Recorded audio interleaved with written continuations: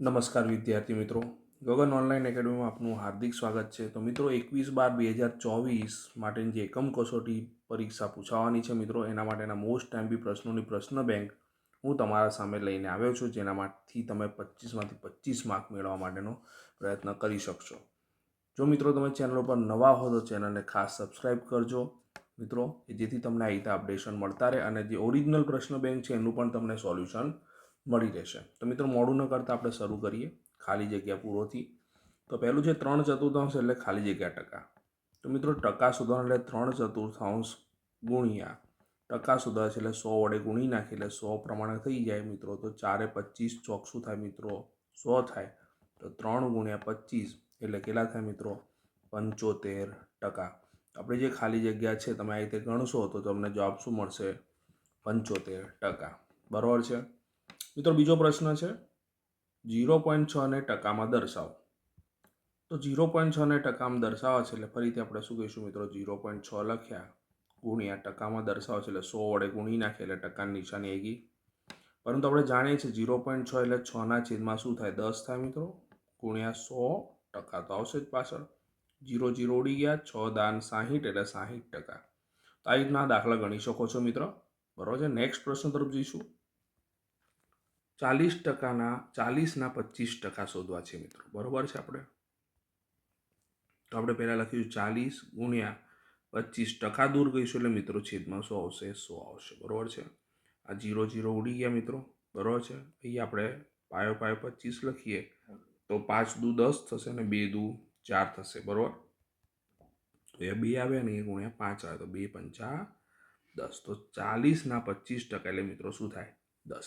જો મિત્રો બોર્ડ આપણી જે પરીક્ષા જે છે સામયિક કસોટી જે ધોરણ 8ની, એમાં આવા પ્રકારના પ્રશ્નો પૂછાઈ શકે એટલે આનું ખાસ રિવિઝન કરી નાખજો. બરાબર મિત્રો. 50ને 50%ને દશાંશ સ્વરૂપમાં લખવા છે. તો મિત્રો જો 50% લખ્યા, હવે દશાંશ સ્વરૂપમાં લખાય છે, ટકા દૂર કરી એટલે છેદમાં 100 આવે મિત્રો. 100 આવે. ખાસ ધ્યાન રાખજો, ટકાની નિશાની દૂર કરીએ એટલે છેદમાં 100 આવે. હવે જો વિચાર કરો, 0 0 ઉડી જાય એટલે 5/10 આવ્યા અને 5/10 આવે મિત્રો એટલે મેં 5 લખ્યા ને કેટલા સ્થાન ખસવાના? 1 સ્થાન ખસું છું. કઈ બાજુ? ડાબી બાજુ. તો 0.5 આવશે. તો દશાંશ સ્વરૂપમાં 50%ને 0.5 લખી શકાય. ખ્યાલ આવે મિત્રો. નેક્સ્ટ પ્રશ્ન તરફ જઈશું. તો મિત્રો પાંચમો પ્રશ્ન એ પ્રમાણે છે ખાલી જગ્યાના 25% 9. બરાબર છે. તો આપણે શું કહીશું? એક્સ ધારીશું. તો એક્સના 25% બરાબર 9. તો મિત્રો એક્સ લખ્યા, 25 લખ્યા, ટકા દૂર કરી એટલે શું થઈ જાય? 100 થઈ જાય. બરાબર. 9 25 ચોક શું થશે? 100 થશે મિત્રો. એટલે છેદમાં 4 આવ્યા. આપણે જાણીએ છીએ છેદમાં 4 એ સામે જતા રહેશે એટલે ગુણાકારમાં જતા રહેશે. તો 9 જોડે 4 જતા રહ્યા એટલે 9 ચોક કેટલા થાય? 36. આપણી ખાલી જગ્યાનો જવાબ શું આવશે મિત્રો? એક્સની જગ્યાએ શું લખ્યું? 36. તો માટે 36ના 25% શું થાય મિત્રો? 9 થાય. ખ્યાલ આવ્યો કે નહીં? નેક્સ્ટ પ્રશ્ન તરફ જઈશું. તો વિદ્યાર્થી મિત્રો પ્રશ્ન 2 વાત કરી, માંગ્યા મુજબ ગણો. 3 ગુણનો પ્રશ્ન પૂછાઈ શકે. તો ત્રિકોણના ખૂણાઓનો જે ગુણોત્તર છે 2:3:4 હોય તો દરેક ખૂણાનું માપ શોધો. તો જ્યારે પણ આવો મિત્રો દાખલો હોય ગુણોત્તરનો, તો પહેલાં આપણે એના પ્રમાણનો સરવાળો કરવાનો. તો 2 + 3 + આપણે 4 કર્યા એટલે 4 ને 3 7 ને 2 9 એટલે આપણને કેટલા મળ્યા? 9 મળ્યા ગુણોત્તરમાં. મિત્રો આપણે જાણીએ છીએ ત્રિકોણના ત્રણેય ખૂણાના માપનો સરવાળો કેટલો થાય? 180° થાય. બરાબર છે. હવે આપણે 3 ખૂણાનું માપ શોધવું છે. તો જો એ ગુણોત્તર આપણે શોધવા પડશે. તો એ ભાગ કેટલા છે? 9. તો આના જોડે 2 ભાગ છે. કેટલામાંથી? 9માંથી. એટલે આને શું કહેવાય? 2/9. આના જોડે કેટલા ભાગ છે? 3 ભાગ. એટલે આને કહેવાય 3/9. આના જોડે કેટલા ભાગ છે? 4 ભાગ. એટલે 4/9. પરંતુ આપણે શું કરવાનું છે? ખૂણાના માપ શોધવાના છે. એટલે બધાને શેના વડે ગુણીશું? 180 વડે. કેટલા વડે ગુણીશું? 180 વડે. ખબર પડી મિત્રો? ઓકે. તો હવે આપણે આનો જવાબ લાવવા માટે છેદ ઉડાવવો પડશે. તો 9 દુ 18 પાછળ 1 મીંડું. 9 દુ 18 પાછળ 1 મીંડું. બરાબર છે. ખબર પડી? 3 સરખા જ છેદ ઉડાય. ખ્યાલ આવ્યો મિત્રો? તો 20 દુ 40 એટલે 40° પહેલાંનું માપ આવ્યું. 20 તરી 60 બીજાનું માપ 60° આવ્યું. 20 ચોક 80 હતા તો 2 ચોક 8 ને પાછા મીંડું 80°. તો 80° આવ્યું. તો 3નો જો મિત્રો સરવાળો કરીએ અને 180 આવે એટલે આપણે એકદમ શું છીએ? સાચા છે. અને આ રીતે જો તમે મિત્રો દાખલો ગણો તો તમને પૂરેપૂરા 3 ગુણ પ્રાપ્ત થાય। આવી રીતે કોઈ પણ ગુણોત્તરનો દાખલો આવે તો તમારે આ રીતે ગણવાનો છે, પરંતુ અહીંયા આપણને ત્રિકોણ આપેલું એટલા માટે આપણે 180 લેવું પડ્યું। બીજા દાખલાઓની અંદર જો રૂપિયા પ્રમાણે કે માહિતી આપેલી હોય તો આપણે રૂપિયા લઈને આપણે ગણતરી કરવી પડે। ઓકે, નેક્સ્ટ દાખલા તરફ જઈશું। તો વિદ્યાર્થી મિત્રો પ્રશ્ન 2 ની અંદર વાત કરી માંગ્યા મુજબ ગણો પહેલો 3 જેમ 1 ને ટકારીમાં બદલો। તો મિત્રો પહેલાં તો મેં તમને શીખવાડ્યું, તો પ્રમાણ શું થશે? પ્રમાણનો સરવાળો। તો પ્રમાણનો સરવાળો કરીએ પહેલાં। તો પ્રમાણનો સરવાળો શું થશે બોલો? તો પ્રમાણનો સરવાળો થશે 3 + 1 એટલે કેટલા થશે? 4 થશે, બરાબર છે। હવે આપણે ટકારી શોધીએ।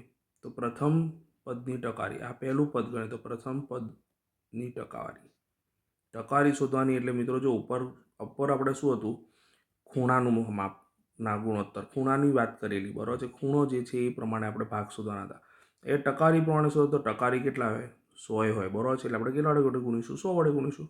તો પ્રથમ પદની ટકારી અને બીજા પદની ટકાવારી। ઓકે, તો જો 3 છે, ટોટલ ભાગ કેટલા? 4। એ જ પણ અહીંયા 1 છે, ટોટલ ભાગ કેટલા? 4। અને ટકાવારીમાં શોધવાના છે એટલે કેટલા વડે ગુણ્યા? મેં 100 વડે ગુણ્યા। કેટલા વડે ગુણ્યા? 100 વડે। ખ્યાલ આવ્યો કે નહીં? હવે આપણે એક જ પ્રમાણે દર વખતે ઉડે પણ, તો 25 ચોક 100, સેમ ટુ સેમ નીચે પણ 25 ચોક 100। ના ખબર પડે તો 25 વડે 25 ચોક 100 કરે તો 4 4 ઉડી ગયા। અહીંયા સેમ ટુ સેમ 4 4 ઉડી ગયા। ખ્યાલ આવ્યો કે નહીં? તો આપણા જોડે શું હતું? 3 × 25, તો 25 × 3 કરે એટલે શું થશે? 75, એટલે 75%। એ જ પ્રમાણે 25 જોડે 1 જ વધે એટલે 1 × 25 એટલે 25%। તો મિત્રો જો આનો સરવાળો 100% થાય છે એટલે આપણી ગણતરી એકદમ શું છે? સાચી। જો તમે આવી રીતે દાખલો ગણો તો તમને પૂરેપૂરા કેટલા ગુણ મળી જાય મિત્રો? 2 ગુણ મળી જાય। ઓકે, નેક્સ્ટ પ્રશ્ન તરફ જઈએ। તો વિદ્યાર્થી મિત્રો પ્રશ્ન 3માં નફો ખોટનો દાખલો પૂછાઈ શકે, બરાબર છે। તો એક કબાટ ₹2500માં ખરીદ્યું અને ₹3000માં વેચી નાખ્યું, તો કેટલા ટકા નફો કે ખોટ થશે? અને તેની ટકારી પણ ગણવાની છે, બરાબર છે। તો પહેલાં તો મિત્રો અહીંયા પડતર કિંમત કેટલી છે? તો પડતર કિંમત આપણા જોડે છે ₹2500, બરાબર કે નહીં? પછી વેચાણ કિંમત કેટલી છે? તો વેચાણ કિંમત છે ₹3000। તમે જો મિત્રો કે અહીંયા પડતર કિંમત અને વેચાણ કિંમતમાં મોટું કોણ? યસ, પડતર કિંમત વેચાણ કિંમતમાં વેચાણ કિંમત મોટી છે મિત્રો, અને વેચાણ કિંમત મોટી છે એટલે શું થાય? નફો થાય। શું થાય? નફો થાય। તો લખીશું નફો બરોબર, સૂત્ર શું છે? વેકી ઓછા પકી। મિત્રો ઘણીવાર પકીની જગ્યાએ મૂકી પણ લખી શકાય, બરાબર છે। ખરીદ કિંમત ખકી પણ લખી શકાય। તો એ લખ્યા 3000 ઓછા 2500। મિત્રો 3000માંથી 2500 જાય તો કેટલા વધે? 500 રૂપિયા। તો 500 રૂપિયા આપણને નફો મળ્યો। શું મળ્યો? નફો મળ્યો। તો વિદ્યાર્થી મિત્રો હવે આપણે આ જે નફો છે એ નફો તો મળી ગયો, પણ એને ટકાવારીમાં પણ શોધવાનો છે। તો લખીશું નફો ટકામાં, બરાબર છે। તો નફો ટકામાં શોધવો હોય મિત્રો તો ઉપર શું લખીશું આપણે? જે આપણે નફો રૂપિયામાં મળ્યો છે એ લખીશું, છેદમાં શું લખીશું? પડતર કિંમત લખીશું, અને ગુણ્યા શું કહીશું? 100%। એટલું યાદ રાખો મિત્રો, નફો હંમેશા પડતર કિંમત ઉપર જ મળે, ખોટ પણ પડતર કિંમત ઉપર જ મળે। તો ઉપર આવશે 500, છેદમાં આવશે કેટલા? 2500। કેટલા આવશે મિત્રો? 2500 ગુણ્યા 100, બરાબર છે। હવે જો મિત્રો 1 મીંડો અહીંયા 1 મીંડો અહીંયા અડાવ્યું, 1 મીંડો અહીંયા 1 મીંડો અહીંયા અડાવ્યું, બરાબર છે। હવે જો 25 દુ 50, બરાબર છે મિત્રો, એટલે 2 × 10 એટલે કેટલા થઈ ગયા મિત્રો? 20% થઈ ગયા। તો 20% નફો મળ્યો કહેવાય કબાટ વેચતા। ઓકે, નેક્સ્ટ પ્રશ્ન તરફ જઈશું। તો મિત્રો પ્રશ્ન 3b અંદર આવી રીતના પ્રશ્ન પૂછાઈ શકાય કે ₹1200નું 3 વર્ષનું 12% લેખે સાદું વ્યાજ કેટલું થાય? તો મુદ્દલ પી કહેવાશે આને, આ આપણા માટે શું થઈ જશે મિત્રો? ટી થશે, બરાબર છે। અને આપણા માટે શું થશે? આર થશે, બરાબર। તો મિત્રો સાદું વ્યાજ શોધવાનું સૂત્ર શું? આપણને તો સાદું વ્યાજ જ કીધું। તો સાદું વ્યાજનું સૂત્ર શું છે? પી ગુણ્યા આર ગુણ્યા ટી છેદમાં 100, બરાબર છે। તો પીની કિંમત કેટલી છે? 1200। ઓકે, આરની કિંમત કેટલી છે? 12। ટીની કિંમત કેટલી છે? 3, છેદમાં શું લખ્યા મિત્રો આપણે? 100 લખ્યા, બરાબર। 0 0 ઉડી ગયા મિત્રો। હવે જો મિત્રો 12 લખ્યા, 12 તરી શું થશે? 36 થશે મિત્રો। 36 અને 12નો ગુણાકાર કરીશું આપણે મિત્રો, તો શું મળશે આપણને જવાબ? બોલો। તો વિદ્યાર્થી મિત્રો તમારો ગુણાકાર કરવાનો છે, જવાબ મળશે 432 રૂપિયા મળશે। Okay, right. નેક્સ્ટ પ્રશ્ન તરફ જઈશું। તો પ્રશ્ન 4 ની વાત કરીએ મિત્રો, માંગ્યા મુજબ લખો। સરવાળો કરો પૂછાય તો આપણે કઈ રીતે કરીશું? ધ્યાન રાખજો। તો જો છેદમાં 3 અને 5 છે એટલે 3 પંચા 15 લસા થશે મિત્રો.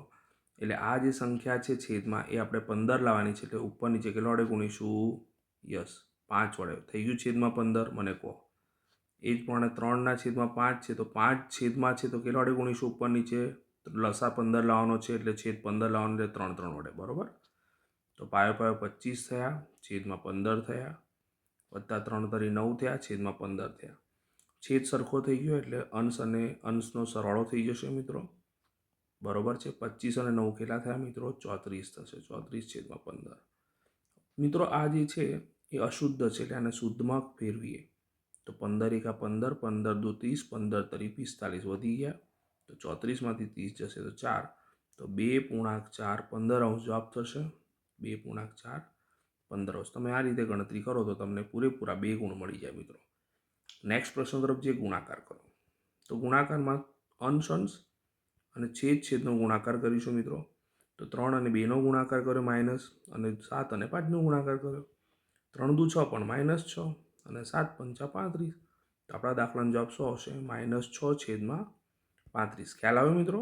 નેક્સ્ટ પ્રશ્ન તરફ જઈશું. -2ના છેદમાં 7 છે એની વ્યસ્ત સંખ્યા શું થાય? મિત્રો વ્યસ્તમાં શું થાય તો યાદ રાખજો, -2ના છેદમાં 7 છે તો આનું વ્યસ્ત શું થાય? નિશાની કદી બદલાય નહીં વ્યસ્તમાં. વ્યસ્તમાં અંશ અને છેદ બદલાય, ઉપર નીચે થઈ જાય. એટલે જવાબ શું આવશે? -7ના છેદમાં 2. ઓકે મિત્રો, નેક્સ્ટ પ્રશ્ન તરફ જઈશું. તો મિત્રો પ્રશ્ન 5માં સંખ્યા રેખા પર આલેખ આપેલ સંખ્યાનું નિરૂપણ કરો એવું પૂછાઈ શકે. તો આપણી જે સંખ્યા છે પહેલી ઋણ છે મિત્રો. તો ઋણ એટલે હંમેશા ડાબી બાજુ લખવું પડે સંખ્યાઓ. તો જો સંખ્યા રેખામાં 0 લખ્યું, નીચે કેટલા છે મિત્રો? 4. તો મારે 4 ભાગ કરવાનો. તો જો પહેલો ભાગ થયો, બીજો ભાગ દેખાય ને, 2 ભાગ થયા, પછી ત્રીજો અને પછી ચોથો, એમ એ લખી નાખ્યા -1. હવે ધ્યાન રાખો મિત્રો, આપણે શું કહીશું? 0, -1, -2, -3 અને -4. અને બધાના છેદમાં શું લખીશું? 4 લખીશું. શું લખીશું? 4. ઓકે, તો આ બધામાં આપણો જવાબ મળી ગયો. યસ, -3ના છેદમાં 4 એટલે આપણો જવાબ શું થયો? આ. તો આપણે સંખ્યા રેખા ઉપર નિરૂપણ બતાવી દીધું. આ ખ્યાલ આવ્યો કે નહીં મિત્રો? નેક્સ્ટ પ્રશ્ન તરફ જઈશું. તો જોઈએ, ચેક કરો. 7ના છેદમાં 8 તો કેટલા ભાગ કરવા પડશે? જુઓ, મારે 8 ભાગ કરવા પડશે, પણ ધન છે એટલે મારે આ બાજુ જોવાનું. તો લખ્યું 0. 1 પહેલો ભાગ થયો, બીજો ભાગ, ત્રીજો ભાગ, ચોથો ભાગ, પાંચમો ભાગ, છઠ્ઠો ભાગ, સાતમો ભાગ અને આઠમો ભાગ. એટલે મારે શું લખી નાખવાનું? 1. હવે અહીંયા લખીશ 0, 1, 2, 3, 4, 5, 6, 7 અને 8. અને બધાના છેદમાં શું આપીશું મિત્રો? 8 આપીશું. તો મિત્રો આ રીતે કર્યું આપણે. તો આપણી સંખ્યા આપણને મળી કે નહીં? મને કહો. યસ, મળી ગઈ. આપણી સંખ્યા કઈ હતી? આ. 7ના છેદમાં 8. તો 7 ઉપર મીંડું કર્યું અને આ રીતે ગોળ કરી નાખ્યું. ખ્યાલ આવ્યો મિત્રો? ઓકે, આગળ વધીએ. તો મિત્રો છેલ્લો પ્રશ્ન છે આજનો, કઈ સંખ્યા મોટી છે? તો મિત્રો હજુ પણ જો ચેનલ પર તમે નવા હો તો ચેનલને ખાસ સબસ્ક્રાઈબ કરજો, બેલ આઇકન દાબજો જેથી તમને નોટિફિકેશન મળતા રહે. મિત્રો આ પ્રશ્ન બેંક જે છે આ આપણે નમૂના રૂપ છે. આનાથી તમે પરીક્ષામાં સારી રીતે મહેનત કરીને માર્ક્સ લાવી શકશો. ઓરિજિનલ પ્રશ્ન બેંક આપણે પરીક્ષા પતશે એટલે તરત જ રિલીઝ કરીશું. ઓકે, તો જો -5 11 અને -2 11 બંનેમાં મોટી સંખ્યા કઈ? તો મિત્રો ધ્યાન રાખવાનું, ઋણ સંખ્યા જેટલી મોટી એટલી નાની, ઋણ સંખ્યા જેટલી મોટી એટલી નાની. તો આ બંનેમાં છેદ તો સરખો જ છે. તો ઉપર જો -5 અને -2, બરાબર છે. તો -5 અને -2માં નાની સંખ્યા -5 થાય, મોટી સંખ્યા -2 થાય.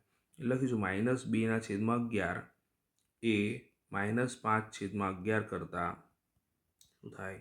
મોટી થાય. તો મોટી છે. ઘણી વાર આપણે નિશાની પણ કરવી પડે. તો 5ના છેદમાં 11 અને -2ના છેદમાં 11 આવું આપ્યું તો મોટું કોણ છે? આ છે. તો 2 પાખિયા આમ આવે એટલે આપણી નિશાની શું આવે મિત્રો? આવે. તો તમે આ રીતે પણ ગણતરી કરી શકો છો. તો મિત્રો સરસ રીતે પરીક્ષાની તૈયારી કરજો. ત્યાં સુધી બધાને શનિવારની પરીક્ષા માટે ઓલ ધ બેસ્ટ. ઓકે.